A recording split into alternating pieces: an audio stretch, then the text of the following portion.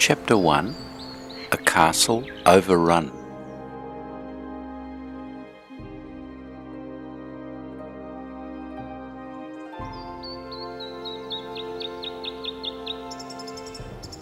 My castle is set in the midst of a broad plain.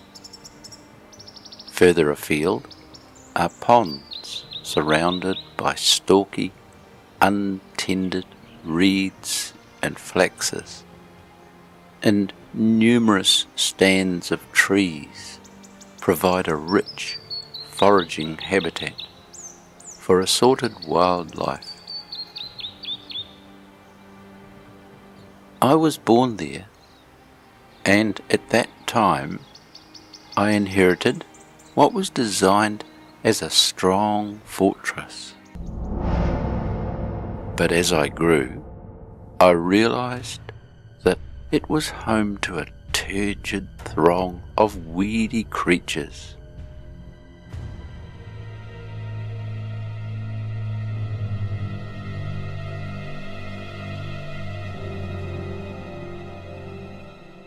They were hiding in every available nook and cranny, and cluttering and spoiling the place. It all seemed innocent and normal enough, though. In fact, the situation in and around this castle of mine wasn't much different from any of the other castles in the land. So I grew to live with it, just like everyone else seemed to. But as time went on, it became obvious that my castle was really overrun with them. However, my reaction was fairly typical. I found it a lot easier to occupy myself with all sorts of affairs happening in the peripheral world, outside the castle.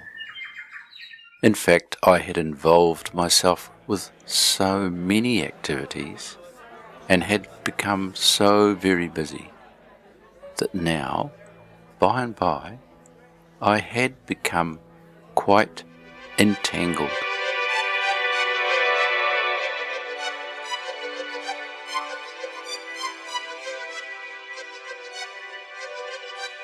Any time I tried to look at what was happening on the inside, I found that all sorts of dust and dirt got stirred up.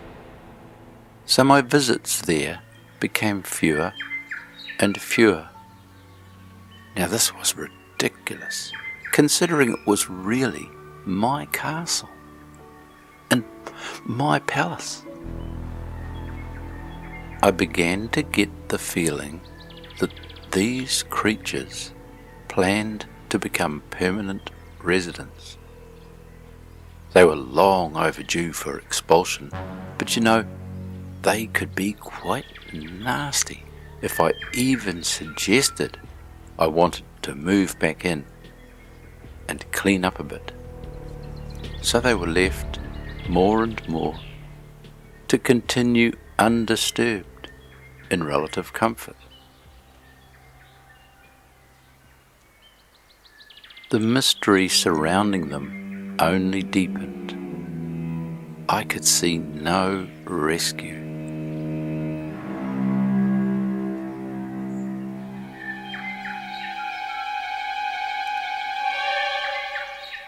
Sometimes, though, my zeal would be excited by something someone said, and I would flare up eagerly against them. But they got to know that they only needed to hold on for a bit. They figured out that I'd soon settle down and I'd stop trying to change things.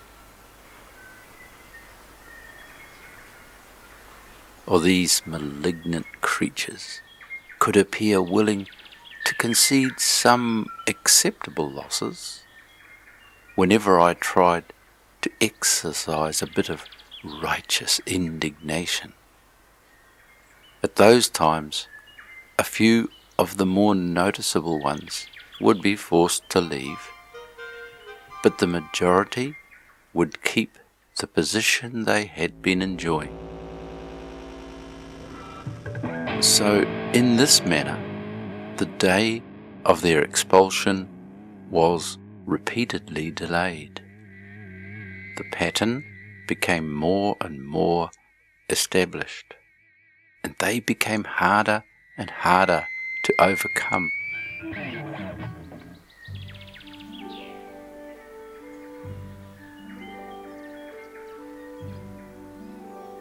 Our land, which includes a vast number of castles, not unlike mine, is protected by a covenant with one who is more powerful than all other rulers.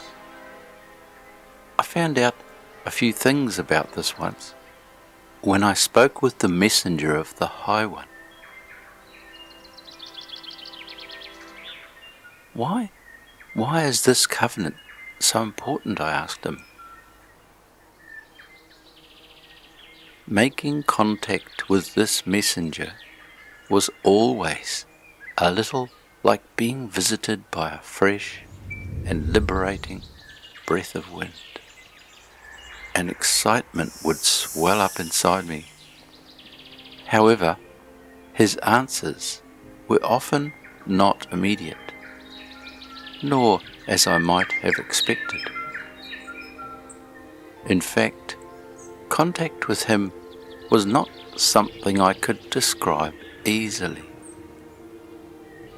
I had to wait for some time, but then, one day, he gave a reply.